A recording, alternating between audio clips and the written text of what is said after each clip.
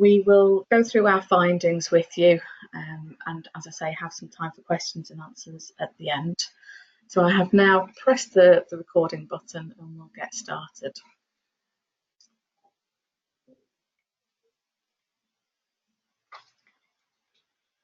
So, as you know, the industry placements are going to be an integral part of the T-Levels programme, and they're going to enable technical skills to be developed by learners to hone those skills, build links between curriculum and the workplace.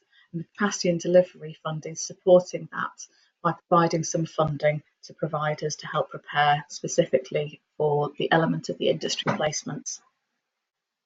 The evaluation was commissioned by the Department for Education, and the Institute for Employment Studies is an independent evaluator. So we lie outside of the department so that we can find some independent answers about how the implementation is going, working towards the T-level rollout starting from 2020. We're specifically interested in looking at the support that's being provided, both to you as colleges and institutions, and also to employers and to learners. So what we're also interested in is looking at what sort of challenges and solutions are happening associated with the different contexts, so for different providers and in different locations.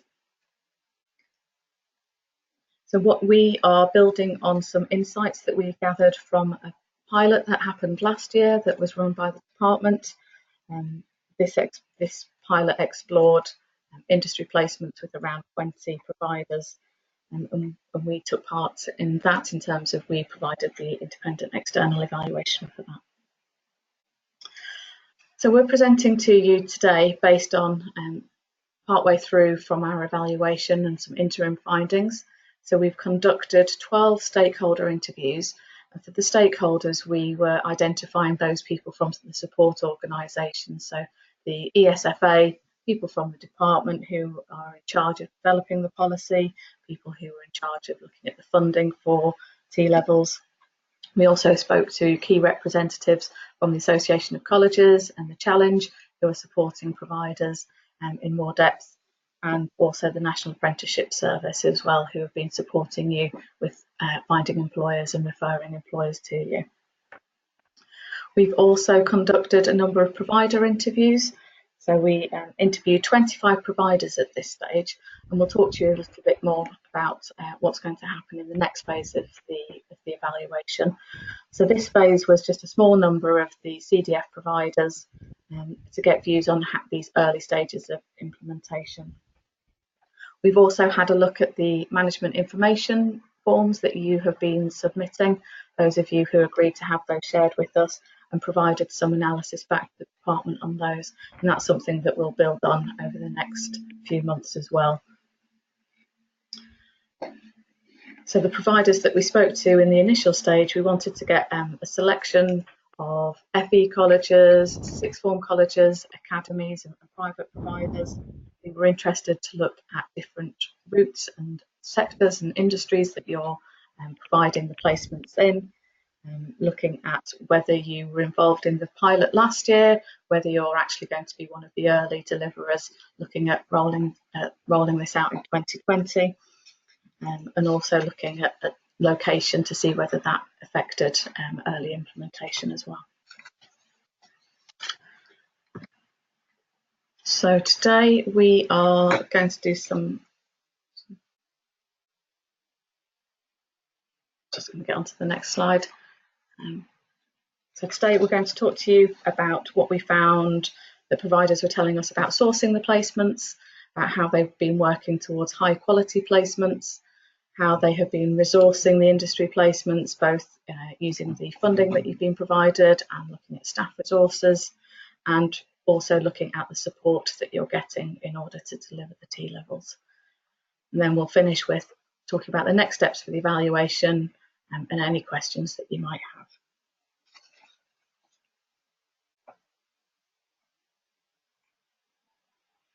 So first of all, I'm going to talk about sourcing the placements and the different methods that providers were telling us that they were using.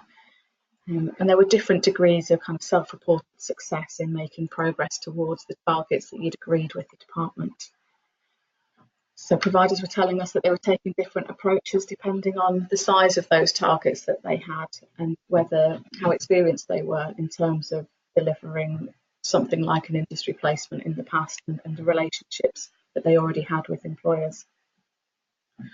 So many providers talked about how they'd employed dedicated coordinators to broker the placements.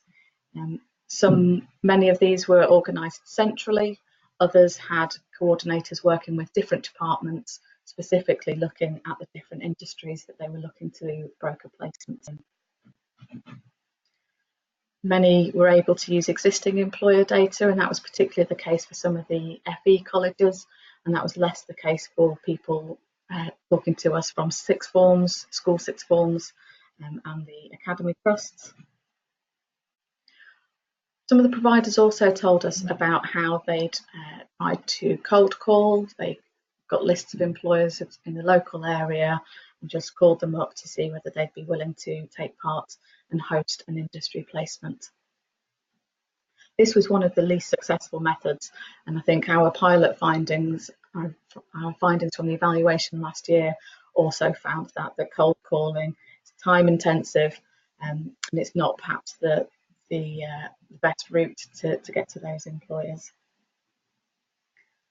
So self-sourcing was something that was more common for the providers in land-based colleges, for those providers who were running industry placements on childcare and education pathways, where there's been a tradition of learners seeking out their own placements, and they were really building on those traditions. And some of those found it easier to do on routes where the industry has experience of taking on 16, 17-year-olds either in part-time work or as work experience. So catering, hair and beauty were also routes where we found that self-sourcing was more prevalent.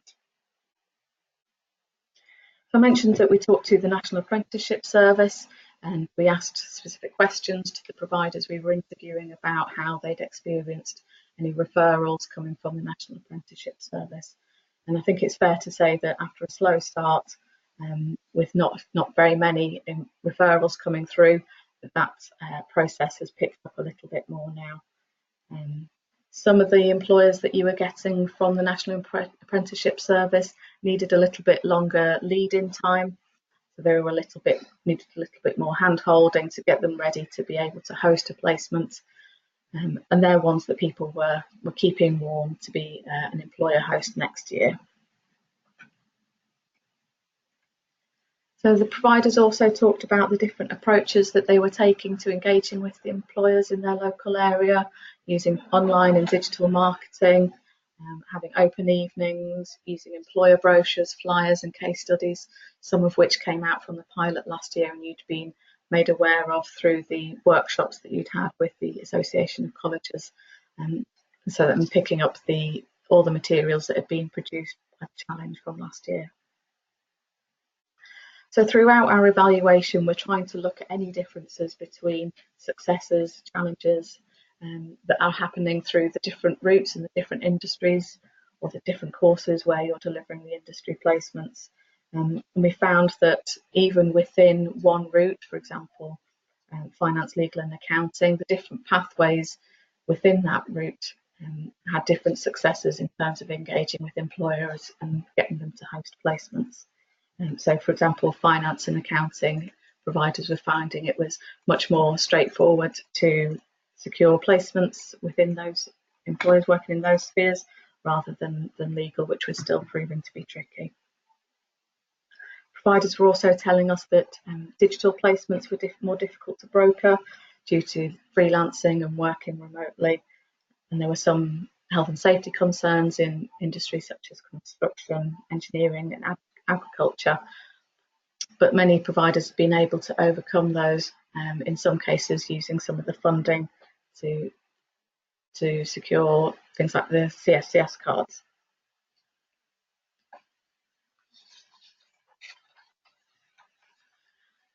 So one of the things that the department are interested in is the decision making of employers and the messages that are effective in getting through to get an employer to host a placement.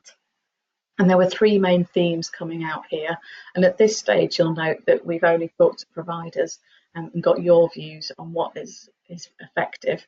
In our next phase of the research, we're actually going to talk to a large number of employers to talk to them about what they think is effective and what helps them to change a maybe into a yes. But the three main themes that we have here will also echo the themes that we found from our research last year for the employers who are taking part in the pilot. So really, the messages that landed with some of them were about developing the workforce of the future, so trying to connect the education and the workplace more effectively, and how they can get the skills they need in the future by working more closely with institutions like yourselves. The second category of messaging was around social responsibility, so that corporate social responsibility tag, and how the placements could be a benefit to the local community, the local economy, and wider industry as well. And thirdly, there was a message that seemed to be effective around the learners on placement providing an extra resource to the employer and bringing in some new skills that they may not have. So in particular, that was more prevalent for learners coming in using their social media skills, perhaps taking charge of the organisation's Twitter feed, and really sort of using their skills that they have. But also employers who were able to use that extra resource to do tasks that they've been putting off, that they've never quite found the time and space to be able to do. And so that was another real selling point that was effective for the employers. There were, of course, barriers that the employers were putting up around the length of placement. Perhaps they'd had a negative experience previously with work experience. There was some perceived immaturity about taking on learners into the workplace at this age, and whether the work placements would really be aligned with their business interests. As I say, in the next phase, we will explore a bit more in detail with the employers about how you guys can overcome some of those barriers with the employers and help them to get over the hurdles.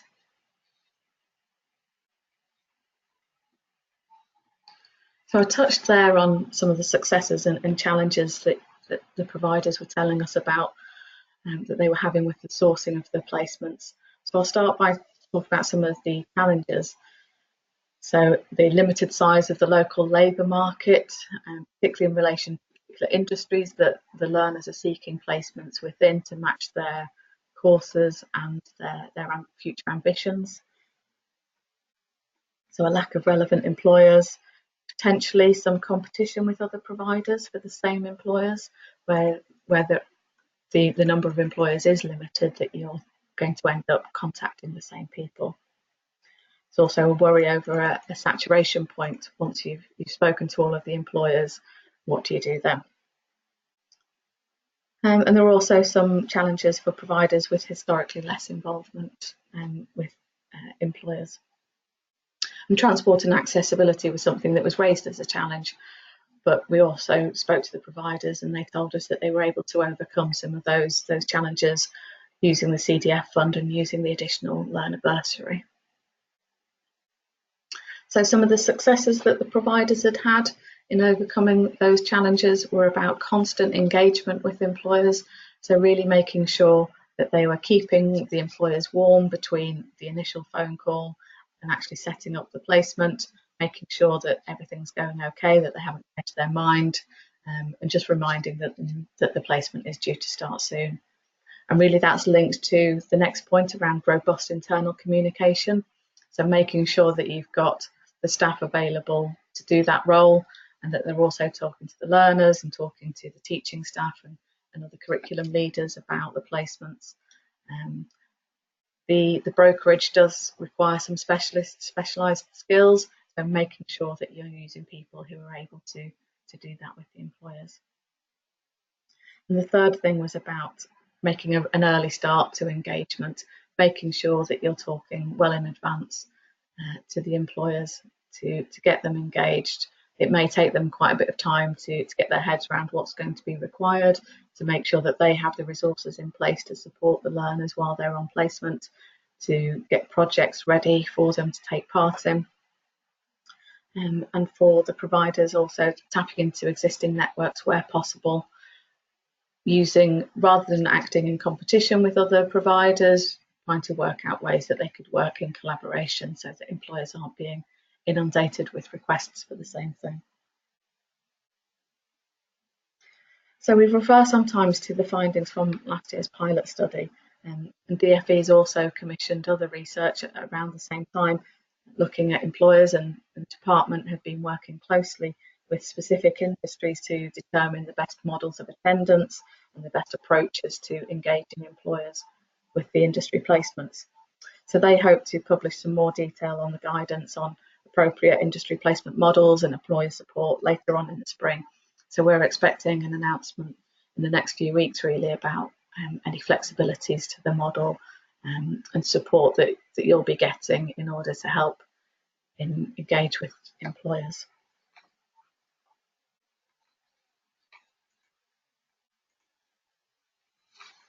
So the next thing that we wanted to talk to you about was the high quality placements, and the department has set out a number of key factors that they determine make a high quality placement.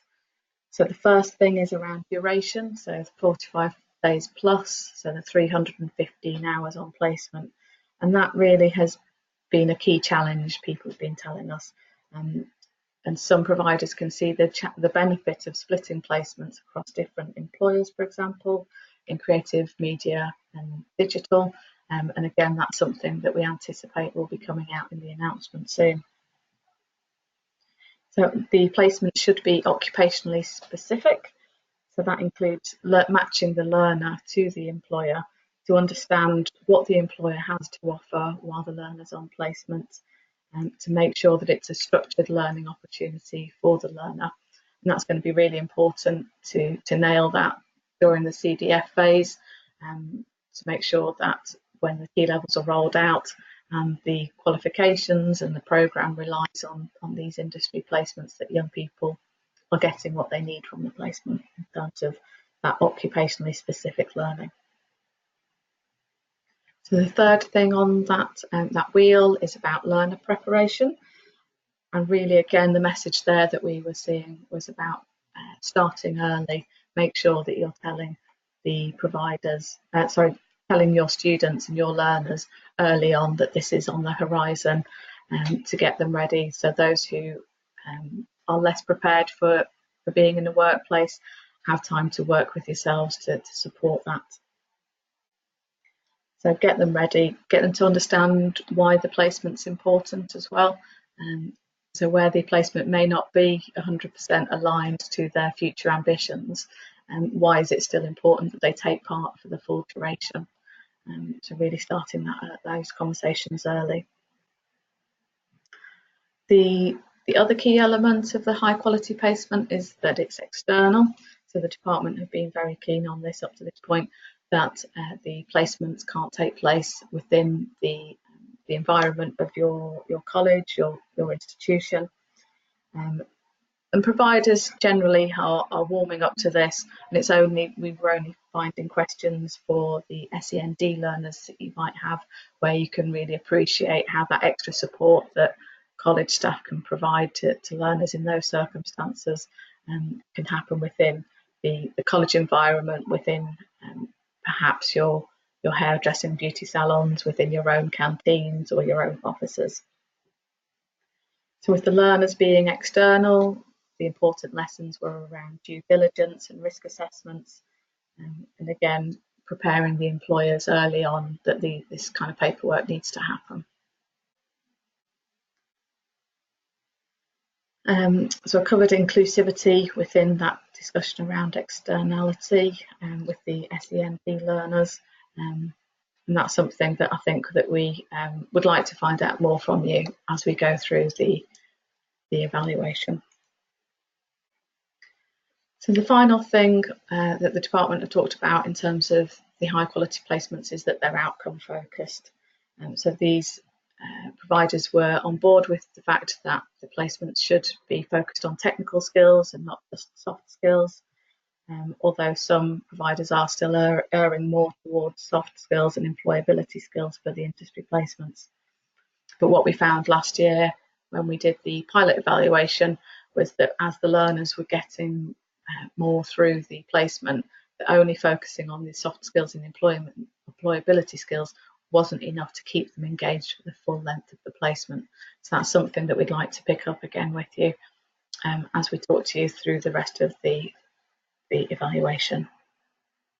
So overall, what we found from the providers that we've spoken to so far is that it's a combination of these factors that make that high quality placement. So I'm going to hand over to Helena now for the next slides.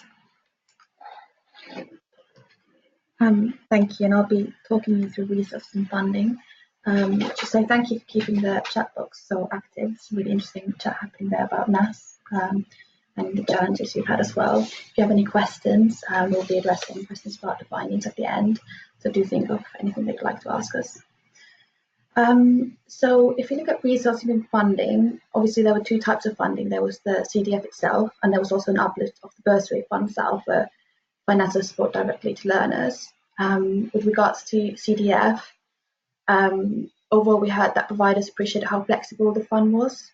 So it allowed some providers to maybe focus more on capacity building, staff resourcing and development of those important employer contacts, or perhaps meeting the requirement of having a 45-day long placement at this point.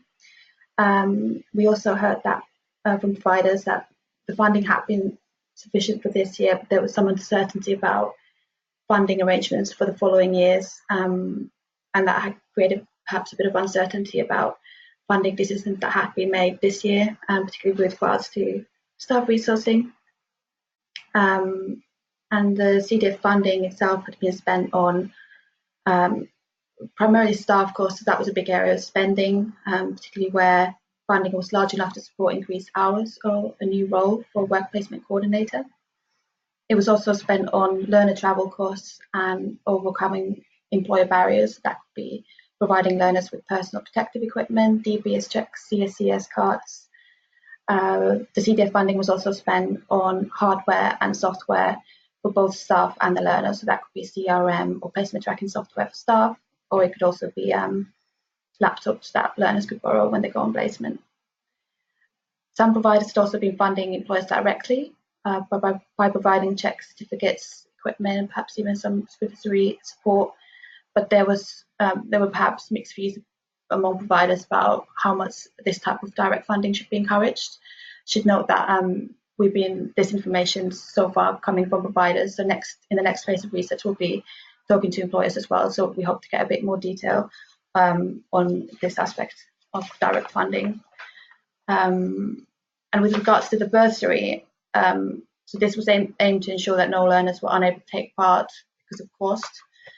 And we heard that this money was largely spent on travel, where additional bus fares or taxi travel was required, as well as food and meals, particularly where the learner would be eligible for free meals, as well as equipment and clothing. So that could either be personal protective equipment or essential clothing and uniforms. And then look at timetables. So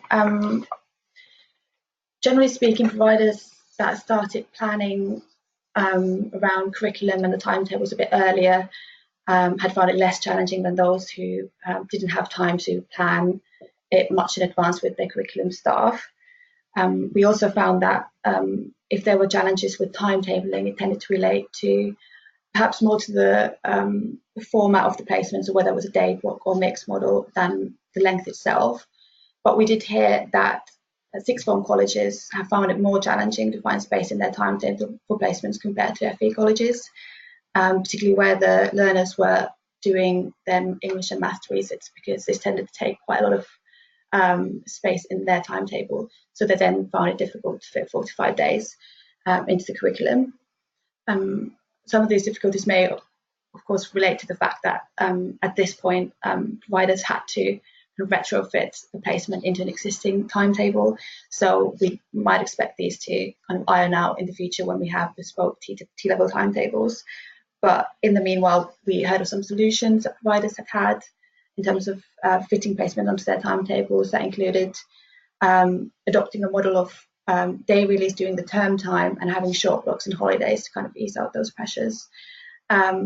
Also, some providers had started placements early in the year. Some had trialed these kinds of ghost timetables that had increased hours in line with the requirements for T-levels.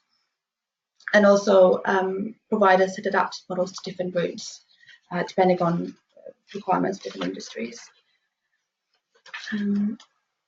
I'll then turn to the support that was available for providers. So I should say there was generally a feeling that support seats were perhaps higher than it was anticipated on the outset among all providers. We heard that providers have found it particularly challenging to source the required number of placements due to lack of employer interest. So that was a particular challenge that we heard about from all kinds of providers. Another challenge has been getting learners and bonuses. In most part, learners did not receive advance notice of these placements. There was some support available from the ESFA and the AOC to help tackle some of these challenges.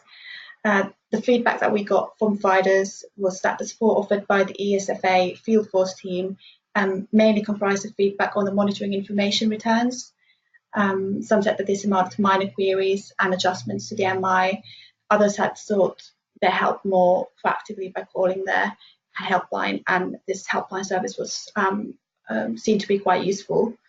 There were also workshops that were organised by the AOC, and attendance on these was really high across the country, and feedback was broadly positive.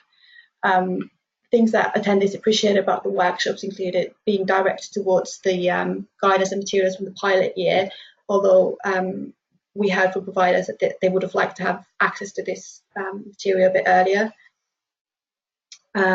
We also heard that attendees liked that the information that was given to them about different software to support placement delivery, as well as input on specific issues like employee engagement and learner motivation that were discussed in those workshops.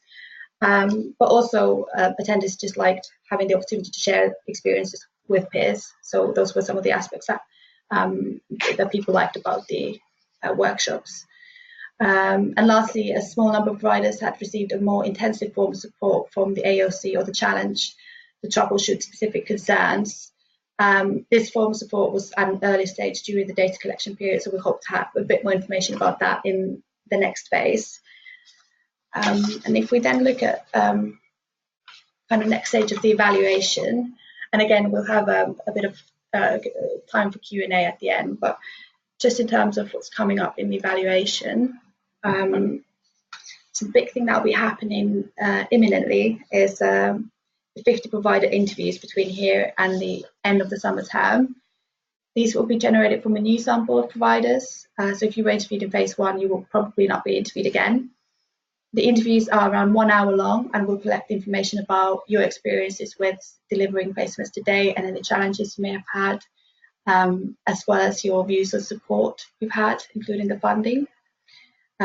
This time we'll be asking to speak to the work placement coordinator or a similar member of staff who works on these payments on a kind of day-to-day basis. You'll be here, if you've been selected from the sample for these interviews, you'll be hearing from us in the next couple of weeks.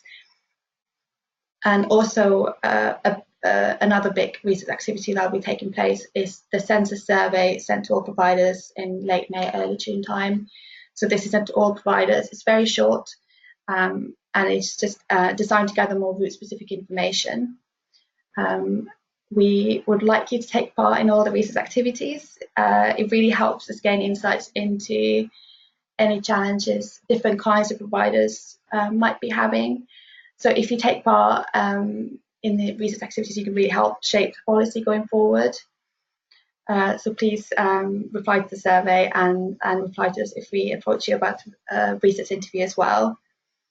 And alongside these interviews and the survey, in the summer we'll also be doing some employer interviews, as well as another round of stakeholder interviews, with the AOC ESFA and the challenge.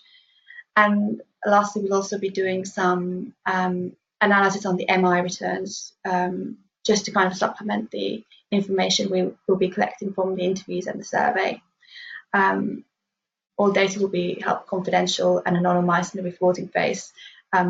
If you approach, like I said, if you approach to take part in these research activities, we do really appreciate if you could get involved and help make a difference in the policy. And we'll have another webinar. And we'll have another webinar, exactly. We'll have another webinar of the findings after the second phase of research ends. But I'll hand over to Joy now to answer any of your questions. Thank you. Yeah. Great, thank you everybody. Sorry, just go on to the next slide. So now we've got a little bit of time for you to ask any questions that you have. So I've seen, not been able to see in great detail, but I know that you've all been chatting on the chat. So we can, if you have any questions for us, please do ask them, and we'll try and answer them the best we can. Can I open this wider? Don't know. So I'm just trying to see if we can make the chat a bit bigger. I think we can. Full screen now, maybe.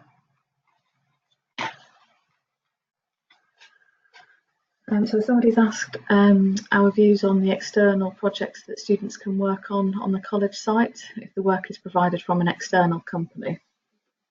So yeah, so this is something that came up last year as well, people asking about this, and the way that the department were most happy was if you maybe have an incubator area on the site where employers can come in and hire cheap desks, for example, for startup companies, whether that's something that you can provide. So they were happy with the projects in general.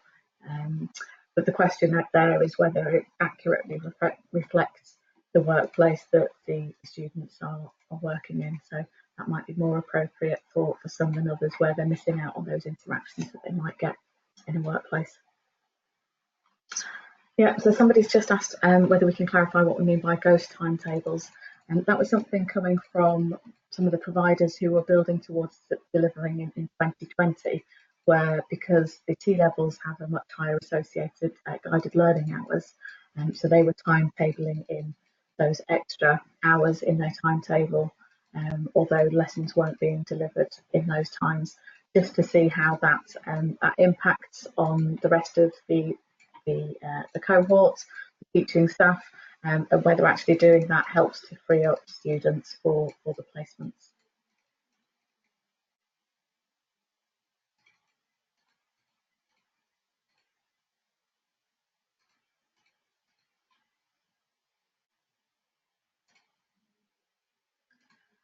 So somebody's asked whether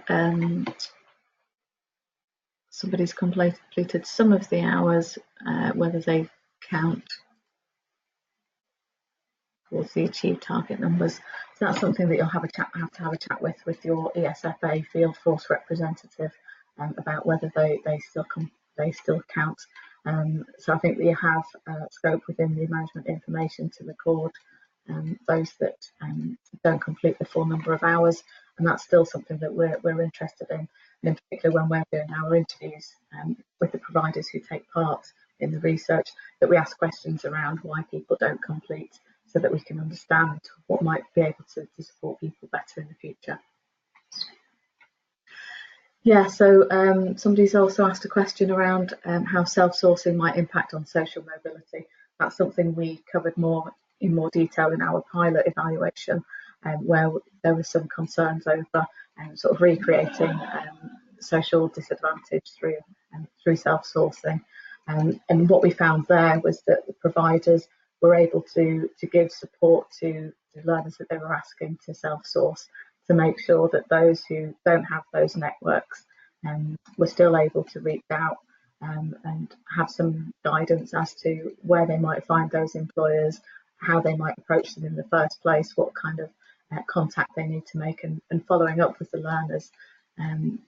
So some of the learners we spoke to last year were were very sort of unconfident about approaching employers themselves, but those that did it and succeeded sort of really gained in confidence. And there was some evidence that those who had taken more of an active role in securing their own placement were more engaged with the placement over a longer term and more likely to complete the full hours. So whilst there are some hazards with it that obviously we would like you to be aware of, that actually there were some real benefits to it as well. So we've also got a question around using part-time jobs and whether they count towards the industry placements. And this is something that you'll have to double check with the ESFA, but as long as they, I think my understanding is that as long as they convert that into an industry placement, so the employer has filled in all the paperwork, they're still doing that structured learning, as long as you can demonstrate that, then I would think that would count. But again, that's something that you need to check and really need to be careful that it is really meeting the aims of the industry placements. Discuss around these rules. Yeah, so somebody's asked a question around the creative and media employers not really engaging with the placements, and that's something that the department have been aware of for some time, that that's one of the more tricky routes, and so we will be sort of working at our evaluation to try and find any potential solutions for that. But it'd be good if any of you have had solutions, whether you can share those on the chat.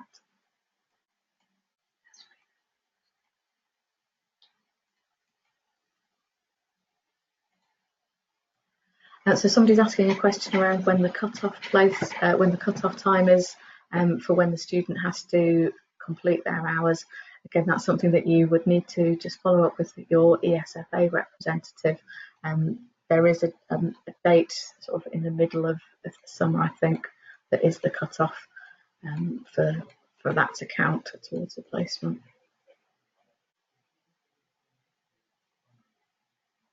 Yeah, so some of the questions around the detail of what counts as a placement and how many hours counts are more for your contacts that you have with the ESFA and your support that you have through them rather than from us.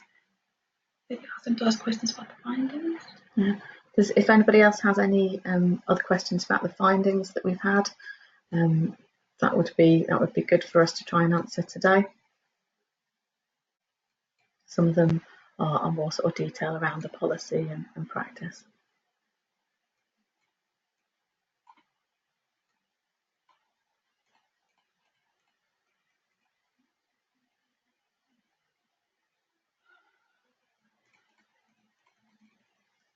So again, the questions around the DBS are not quite for us to answer as the independent evaluators. That's more for your contacts at the department to answer that. And we can't give you that advice around which kind of DBS you're going to need. There we go. Somebody's answered about the date in the summer that they think is the cut-off for the placements. Yep, somebody's asking about the employer sample that we have.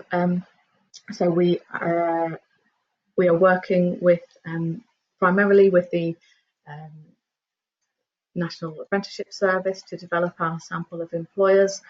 We have sort of a stratified sample that we would like to aim for, where we look for particular numbers of employers in the different routes and pathways, look at different locations and different sizes of employers, and also different engagement levels. So we want to talk to not just the employers who are hosting placements with you guys this year, but we also want to talk to employers who maybe are thinking about doing that next year or have said no, so that we can understand a bit more, as I say, about their decision-making process.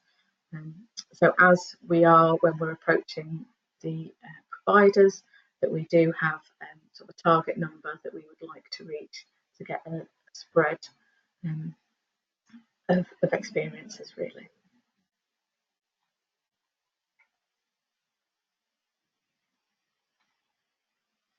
the question around insurance premiums being a barrier.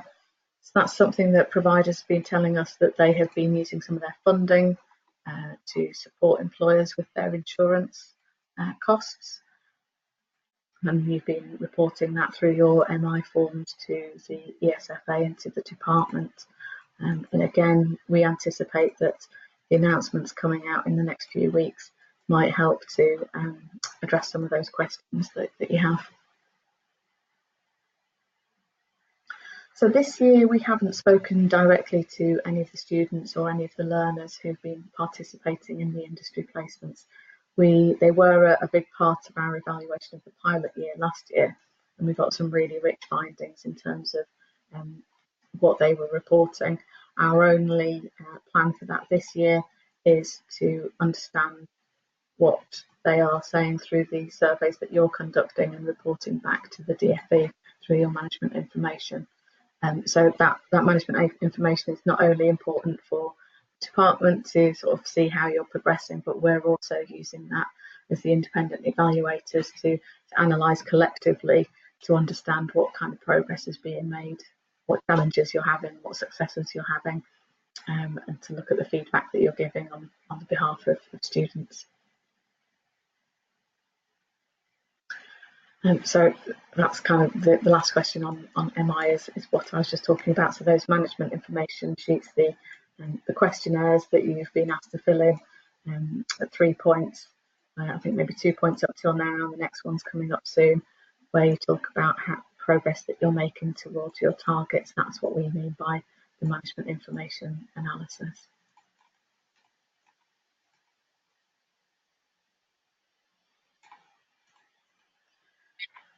Yeah, so part-time work is a big concern for a lot of the learners and a lot of the providers, sort of reporting that back from the learners.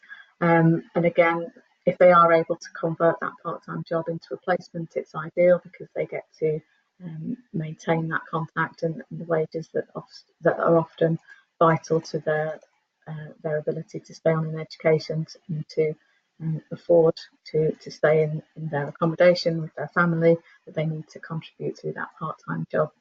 I think as the T-level policy progresses and it moves towards delivery, those 45 days may be a little bit more spread out, as some of you have alluded to, and so the learners may be better able to maintain their part-time jobs alongside the placements.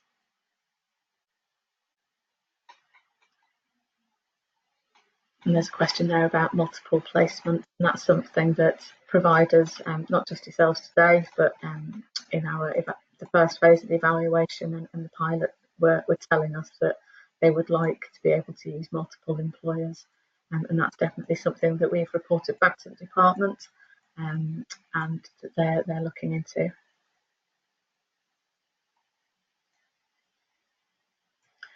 Yeah, so somebody's asking if there's a way that you can all communicate together, and that's something that we can definitely pass on to department to see whether there could be something more like the workshops, whether there can be something online where you can all chat to each other and share your experiences and sort of ask and answer questions. So that's a really good point, and yeah, we'd like to encourage that, so that you can learn from each other as well as learning from the evaluation. During the pilot evaluation last year, we had an online forum that somebody's just mentioned in the chat, and it was really useful. So unfortunately, it wasn't something that was decided that was needed for the evaluation this year, but it's something that we can definitely pass on to the department to see if that's something that they can take on.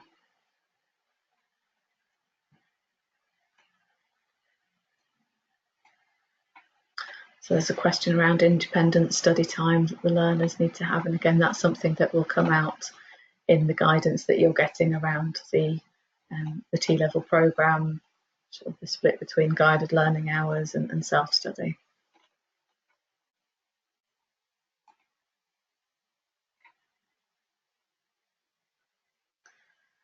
Yeah, so Helena mentioned that there'd been quite a lot of conversation around the role of NAS, the National Apprenticeship Service. That's something that, in speaking with our contacts in the department and with NAS, that as I say, they were a little bit slower in starting than they'd anticipated. But as far as I'm aware, that has improved over time, and they are speaking regularly both with the large employers and the smaller employers, trying to both talk about T-levels and the industry placements, and where possible, referring those employers onto you. If it's something that you've not had, then I could only assume that that's because they haven't had any employers in from your area who've agreed to take part. So it may be worth seeing if there's a contact that you can make within the apprenticeship service to see if there's something that you can do to work a bit more closely with them and them to work more closely with you. Just a comment about solution. So there's loads of interesting chat that you've got here, and some of you coming up with sort of the same challenges that you've been experiencing and kind of recognising each other's stories. But also there's been a few examples of where you've come up with solutions. So have a look through that. We will be sharing the slides, and we can share this chat as well after the forum, after the webinar today. And we'll leave it open for a little while so that you can have a scroll through if you want to, once we've turned everything our side off. So you can make a note of things like the address there for the National Apprenticeship Service. Encourage more questions for findings. So we are due to finish in just a few minutes. So if you do have any more questions on the findings, we'd be glad to take those. If not, I want to thank you very much for attending today. It's been useful for us to be able to share and test our findings, and also for us to be able to tell you about what's going to happen next. And as I say, we're really keen for you to be able to take part in whatever way you can. So for some of you, that will be taking part in the telephone interviews and talking more in depth about your experiences. And for everybody else, we're going to be sending out the online survey where you'll get a chance to answer questions on each of the subject areas and the industries where you're delivering the industry placements in the CDF year.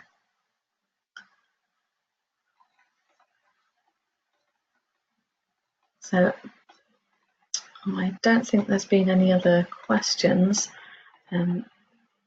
So again, we've recorded the session today, and we will share the slides and this chat log as well with yourselves. So we will that'll come out through your ESFA contact.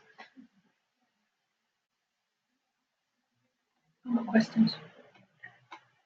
Great. Thank you very much, everybody. I'm going to turn the microphone off and the screen off for now. As I say, we'll leave the chat log on until about 1ish. So if you did want to exchange any more details on there, that you can do. Thank you very much, everybody, and thank you very much for being so engaged in the chats. That's really, really good to see. Thank you.